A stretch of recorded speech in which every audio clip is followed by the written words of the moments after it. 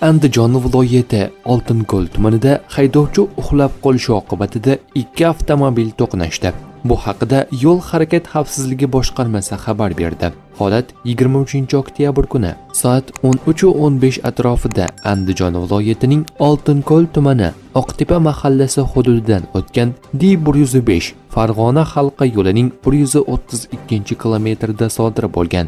Dastlabki ma'lumotlarga ko'ra, 1990-yilda tug'ilgan haydovchi boshqaruvidagi Nexia 3 harakatlanish jarayonida uxlab qolgan. Oqibatda yo'lning qarama-qarshi tomoniga chiqib ketib, qarama-qarshi yo'nalishda harakatlanayotgan Nexia bilan to'qnashgan. Yo'l transport hodisasi oqibatida Nexia 3 ning bir nafar yo'lovchisi tan jarohat olib, tuman shifoxonasiga murojaat qilgan. Hozirda mazkur holat yuzasidan Oltinko'l tumani Ichki ishlar boshqarmasi Yo'l harakat xavfsizligi guruhi tomonidan surishtiruv ishlari olib borilmoqda.